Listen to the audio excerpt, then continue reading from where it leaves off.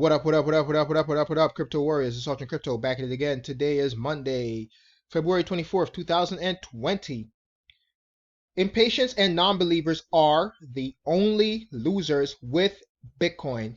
This is evidenced by the steady increase in the lowest annual price of Bitcoin. We're going to be talking about the volatility of Bitcoin, the price fluctuation, and just there's a graph in this article from Sylvain Sorel out of Medium that shows that every single year the lowest price of Bitcoin within that year is still higher than the year prior.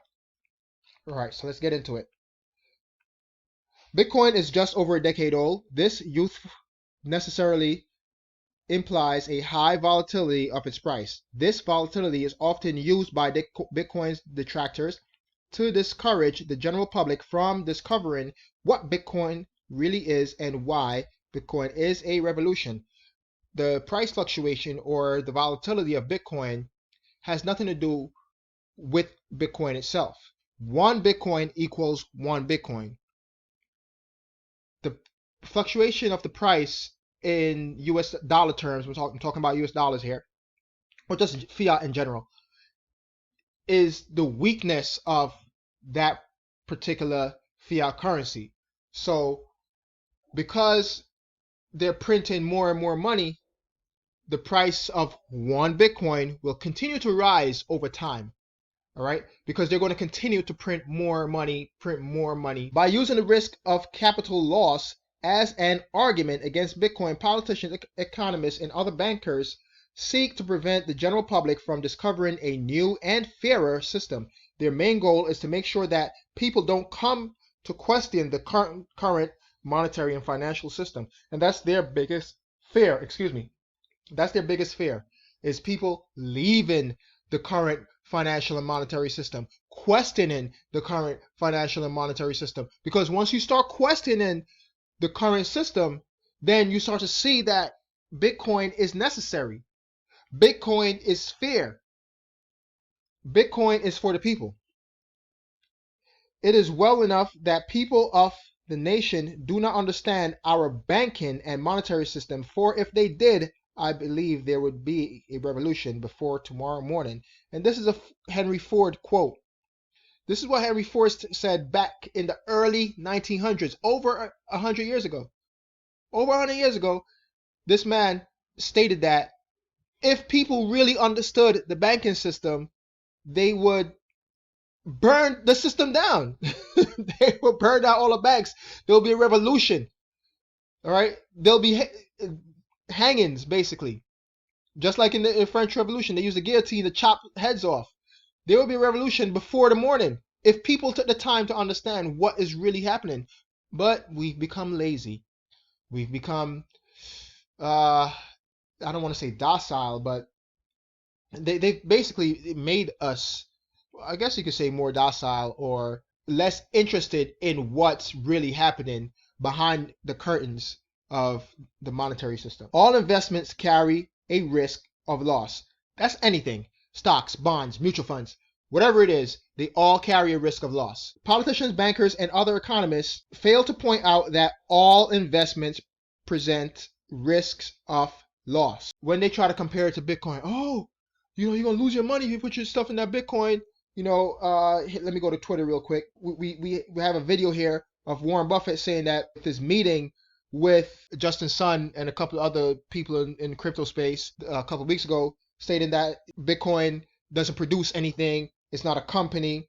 It's just the greater fool theory. You're just buying it in hopes that somebody will buy it at a higher price from you. It's not that. It really is a revolutionary monetary system. And he's just thinking of things in an old way, because he is the greatest investor of the 20th century. The greatest investor of the 20th century.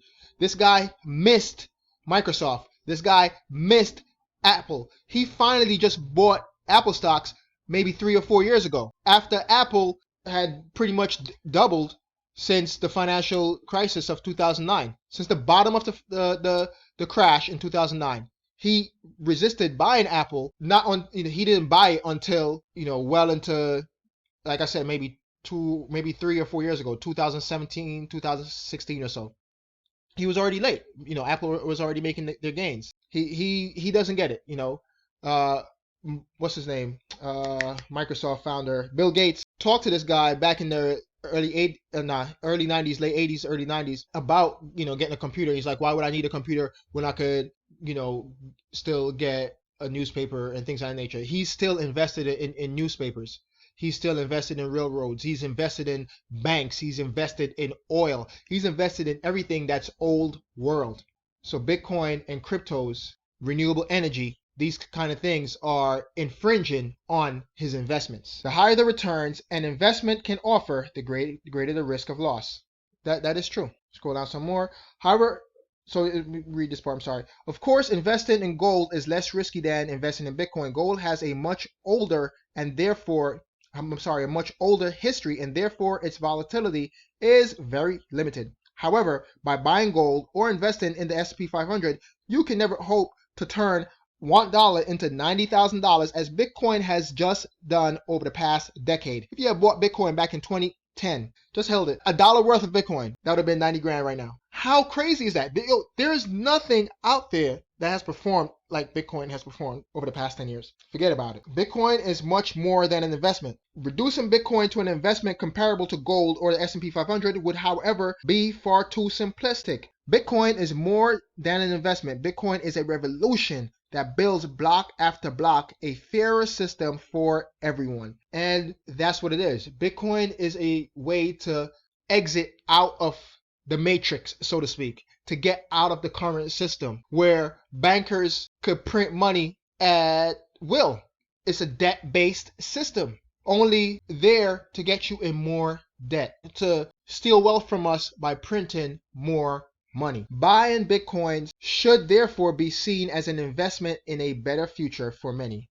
Because once Bitcoin becomes more and more widely adopted, once more and more people around the world start to use Bitcoin, they're making the system, they're entering into a better future, a future where it's more inclusive and less an exclusive type of system. Bitcoiners remain true to their HODLing strategy. Several studies have proven that HODL Bitcoin is the best strategy in 90% of cases.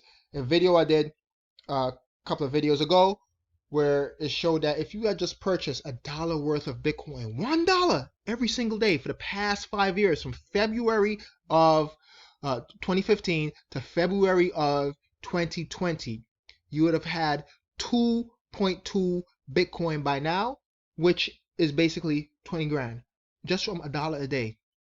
So skipping that bagel in the morning, skipping that coffee or tea in the morning when you go to work or school would have equated to 2.2 Bitcoin over a 5-year period.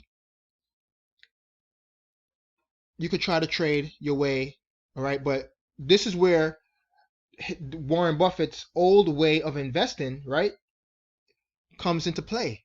You could take the ideas of someone like Warren Buffett, the greatest investor of the 20th century, and put it to use.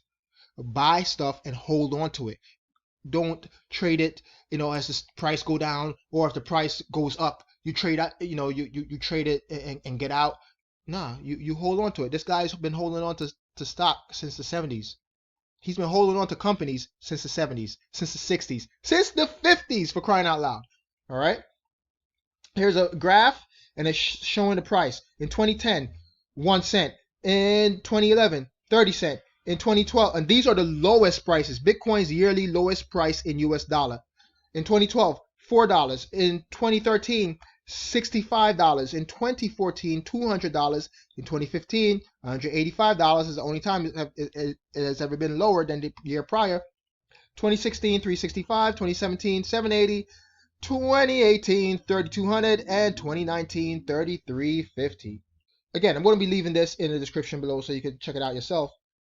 And the only losers with Bitcoin are the impatient and non-believers. Indeed, given the constant increase of Bitcoin's yearly lowest price, you only lose with Bitcoin if you don't trust it and you get impatient. And that's true. If you get impatient, I've fallen prey to that, where it goes up a little bit and I make a little profit, I take it out. And if I had just held on to it, it would have been better. Okay.